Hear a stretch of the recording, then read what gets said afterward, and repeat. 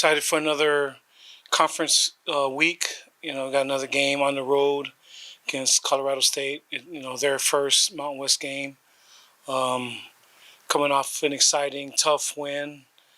A lot of ways we didn't play well, but we played well enough to win. So that's exciting to see us be able to, find a way to win the close games. Obviously, we had that same situation a couple weeks ago in Pullman, and we weren't able to pull it off. So excited our guys have kind of found a way to be resilient, and excited about this weekend to go on the road, and had a good day today, and we'll see what happens. Questions for Coach? Obviously, with Walker coming in and leading the team victory from down behind, and Emmett, having a great season up to that point too, and even threw two touchdowns in that game. Do you know who's going to start yet at quarterback this week?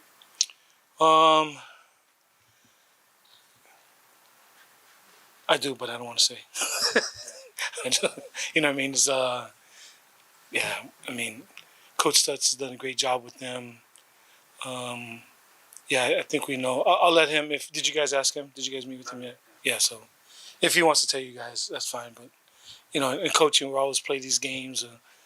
So their DC has to kind of wait who the quarterback is, and you don't want to give anybody a competitive advantage. But yeah, we know who's going to be starting. Indeed, those two are kind of different style quarterbacks, and you kind of talked about the advantage. What advantage does it give you guys, like, holding that information? Well, it's the same system. They're a little bit different, but in Coach Stutzman's offense, you still got to read it the same way, and so it's regardless of their height differences or however they throw the ball or those kinds of things. The way you read things, the way Coach teaches it's one way. Now, some guys might see it a little bit differently, and Coach allows them to have some freedom in some of that. He has specific guidelines on how he wants guys to go through the progression. But there are some differences, but in the end, it's the guy that, running offense the way Coach Stutzman wants and our offensive staff wants. And I think when they see it, I think they'll just study the concepts. Most people do. You just study concepts. We'll study what they do defensively and offensively, and people study concepts. You might see the quarterbacks and might be physically different here or there, but I don't think it will change much of their game plan. Just little gamesmanship and holding out, but I don't think it matters to them. Hi, Coach. No matter who's back there calling the plays, the offensive line's done a great job improving. These past couple weeks, only one sack, and these last 2 weeks, you talked about the improvement they've had. Yeah, it's a great question because I was telling Coach Stutzman just in some of my, studying preparation, I went back and started watching games from our first game on, and I just went and told them, Coach Stutzman, Coach Estes, like, wow, we've come a long way since Sac State. We've improved a lot since that game, so that's an encouraging thing. That we just continue to get better. And like we've known, we've had some transfers, two transfers that are on the, starting. The rest of the three were here in spring practice, but Hudson, wasn't running with the ones all the time. Kai was with the ones for one period, and then we moved Joe in there. And so, for Hudson to come in as a starter, he's done great things. But just been really pleased with them. I think Coach Estes has done a great job, continue to nurture them, and so we got a lot of young guys in that room. And I'm just really pleased with them because, you always see the guy with the ball in his hand, the quarterback, but you don't pay attention to the O-line much. Well, most people don't. Obviously you do because you know it. But yeah, it's been exciting to see them progress. One of the things I'm sure you'd like to improve on would be the unfortunate conduct penalties last couple of weeks, or at least in the last week. You talk about preventing those unforced errors going forward. Yeah, super disappointing because that hasn't been us. To that point, I thought we've been pretty good penalty-wise. And it's the thing that we talked about, trying to have some discipline and some of that sort of stuff. And I've always told our team and teams that I've coached that you can see championship teams. I always use the example of Alabama because I always watched them when Coach Saban was there. And anytime you see a game and when somebody runs to the sideline, an opposing team runs to the sideline, nobody does anything. They just like run through the line and run back on the field. But then you see other teams, they may not be that championship caliber. There's a lot of taunting and, yelling and scoffing at an opposing player that comes on the sideline. And I just told our guys, championship teams don't do that. Like if an opposing team comes on, they just kind of look at them and they look back at their coaches. And I was just disappointed that we got caught up in that. We're people, we're human, we have some emotions, but we have to do a better job of controlling ourselves. And then in the game against Nevada, Nick Nash was facing a lot of double teams. Can you just talk about the offense, like other players on the team stepping up and getting more looks potentially going forward? Yeah, a lot of guys have been trying to do that. We started from Air Force. And really, Sac State did some stuff too. So pretty much everybody's done some stuff to try to take him away. And, other guys have to step up. But I've been pleased with that, whether it's in the run game. I thought when we ran the ball, I thought our rushing yards were a little deceiving because when we ran the ball, there are times we're getting 8, 10 yards a pop. So that opens it up if they're trying to do things coverage-wise, to maybe roll their coverage a certain way or do certain things to maybe bracket him or whatever the case may be. But other wide receivers have stepped up, whether it's been Justin Lockhart, the tight ends. I feel like when the ball's gone to them, they've made really good, done a really good job. Jackson and Stewie, and Trayshawn.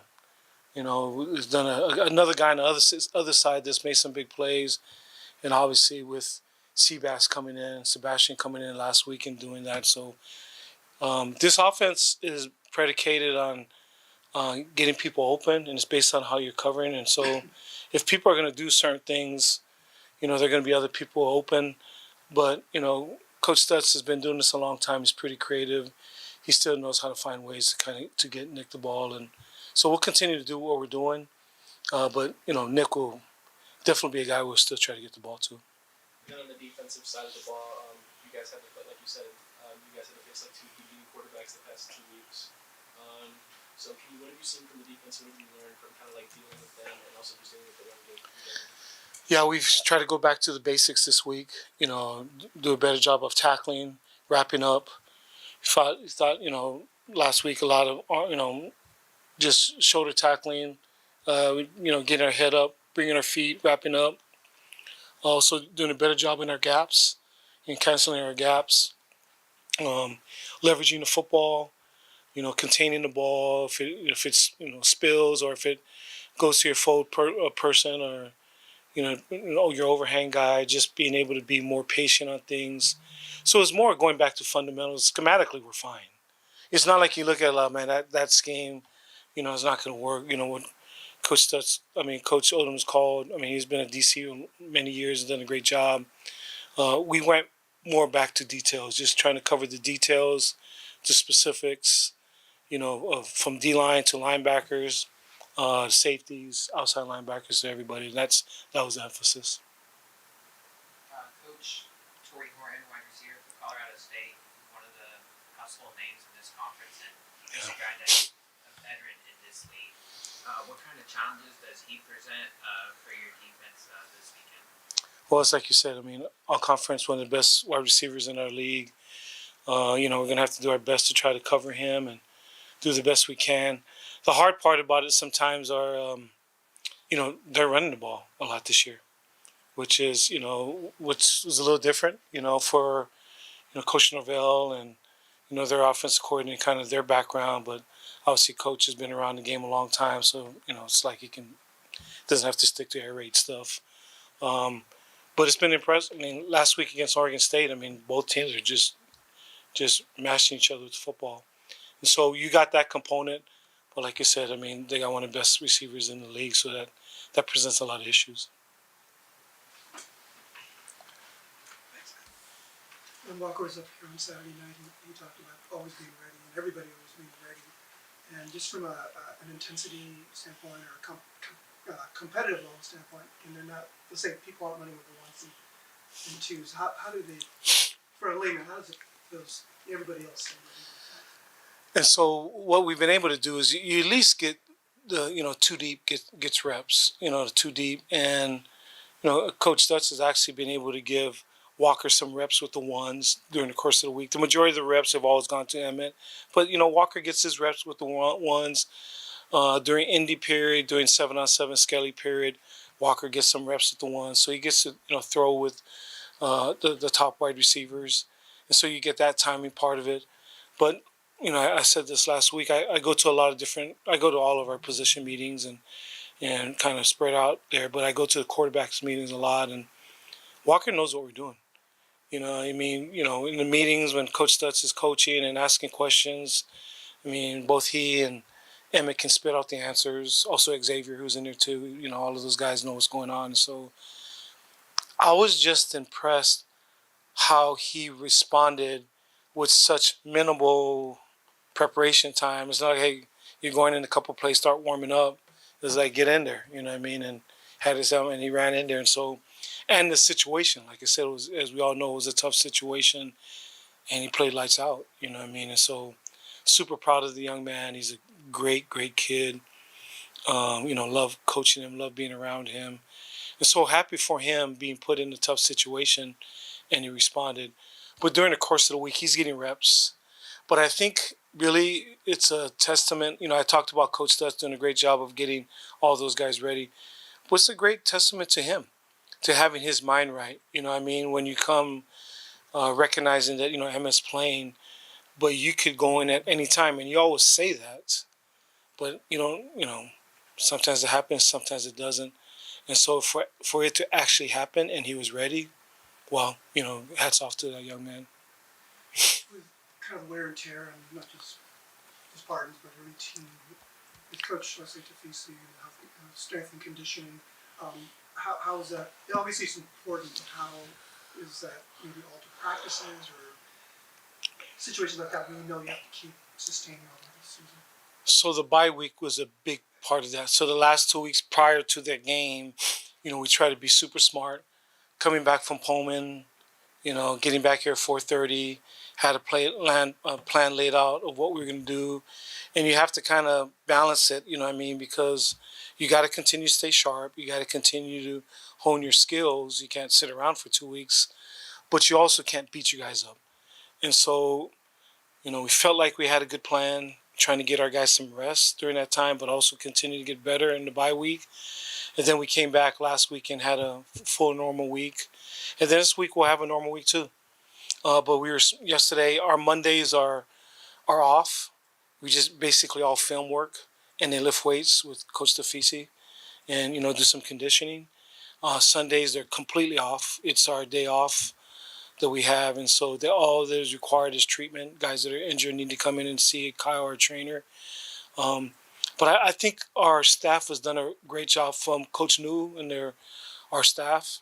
We lift every day, which most people don't do. Most people lift twice a week, but we lift every day. So it's in my discussions with Coach Niu prior to the season, some of his thoughts to try to keep us strong. And he said, Coach, you got to lift.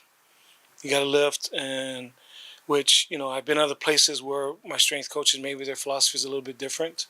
So I trust him, and that's what we've been doing. He's been, he's very smart on it, and we try to be smart on the science part of that. Kyle, our trainer, has done a great job of getting our guys back. Shannon, our dietitian, nutritionist, has done a really good job of that. There's a lot of different factors. So you got the strength staff, the training room, our dietitian, nutritionist, the way we practice, all of that, and there's a lot of layers to it. But there's a lot of thought, science, past experiences, looking at this team, and sometimes you're wrong. Sometimes like we practiced too long, we didn't practice long enough, and you just try to come up with the best formula that you can. Last question, you have a very high trust in your staff.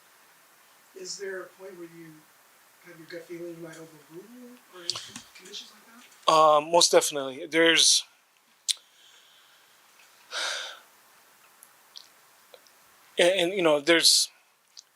times where you got to be both. I don't want to micromanage everything.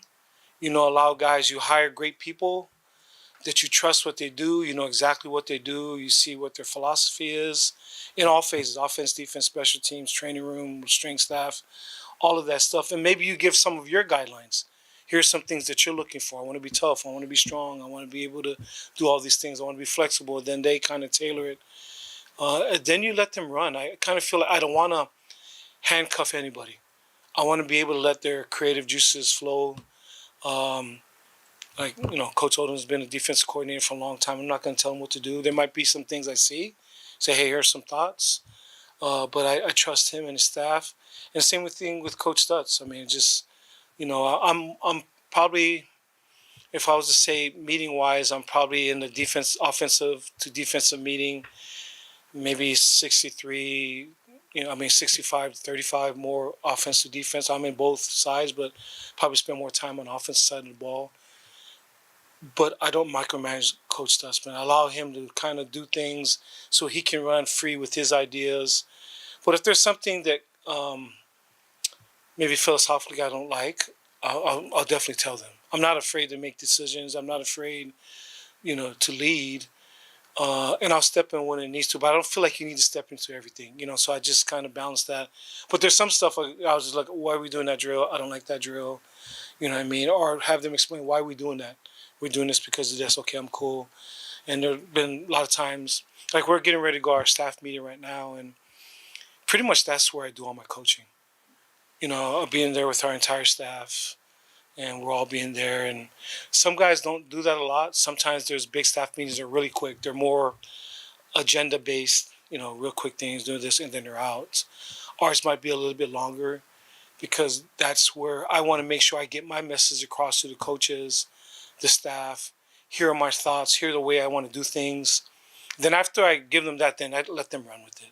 But I want to make sure here are some things that are important to me, but then you go do it.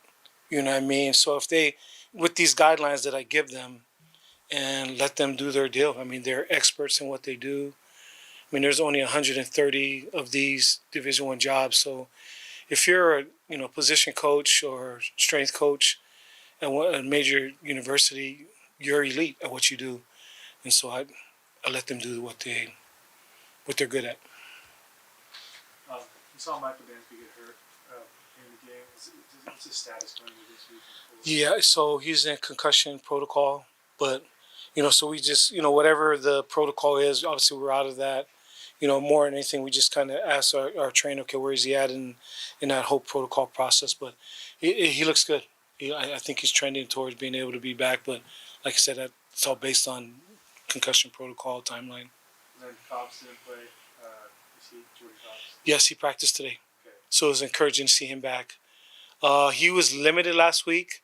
Probably could have came back in a limited role, but it was he limped around at the end of the Washington State game, and it wasn't good for the kid. It wasn't good for us. So our thought process was, hey, let's get this kid healthy. He's a really, really good football player, one of our best football players. And so that was the thought last week, and he did a really, really good job of attacking his rehab, and I was excited to see him out there practicing with the ones today. And Quincy too didn't play, so DN. So yeah, so Q's done for the season. Okay. So he had a surgery on his hand, and so he's going to redshirt. So we're excited to get him back. One of our best players. Obviously, when you're trying to corral quarterback like last week, it would help to have him in there. But yeah, so it's kind of cool thing about it. Like he had a surgery and he's running around. Obviously, he can't do much because if you look at him, you're like, what's wrong with him? And then you just see stitches on his hand, trying to get his bones healed up. But yeah, he's done for the season. Coach, transfers, you mentioned offensive line, we mentioned Emmett, Rocket all over the place. Going forward, is that something that your philosophy is going to be really big on? You guys have been asking all great questions. I think so. I think it's just the way college football is now. I mean, how do I say this? We're anticipating some things happening in the off season because I'll just say it's just the way of the world. The big guys watch tape, and if they see any young guys that got an eligibility are good, somehow, supposedly there's no tampering involved, and all of a sudden, next thing you know, some of your better players are in the portal, and then they're going somewhere. And like I said, it's. I mean, I'm not bashing the kid or the schools. It's just the way things are now, and so we anticipate some of that happening after the year. It's kind of interesting, but a lot of the Group of Five schools, you can see like the upper guys coming in. If there's a really good guy, they'll take them, and so we'll see how that goes. And then it's more of, it's kind of crazy to say, but it's a little bit more the transfer, a little bit more of a free agency, trying to fill holes. But I don't know, and I've been talking a little bit with Rebecca Perez, our player personnel director. But we're going to continue to recruit, but we have to be patient. You know what I mean? I mean, we can't get our feelings hurt if some of our better players get taken by other guys. It's kind of the way college football is now, and we're anticipating some of that. So I would imagine we'd have to go in the portal to try to fix or fill in some of those needs, just like we had to do after spring ball. Before when we got here, we had to do some things when people left, and then we practiced, and then some things happened after that. Then we had to fill holes, and I'd imagine for where we are on the pecking order of college football, I mean, we're not arrogant, we're not unrealistic. We kind of know where we stand in it. We're not Texas or Alabama, and so after there's some things happen, I was going to say praying or we'll just kind of go from there and just kind of see what we need to do. Couple more for Coach. All right, is that it? I got one more real quick. Yep. Special teams, punting wise, Colorado State did a great job of returning punts. Yeah. That's something that's big on your mind this week. Yes, it's a thing that Coach Pausick is ready to address. So we got to be good in our protection, be good in our coverage lanes, be good about where we're kicking the ball. With this guy, I mean, you got to be able to cover. Well, in punt, you always got to first protect, make sure your lanes are, got some lane integrity, and kick the ball where you're supposed to.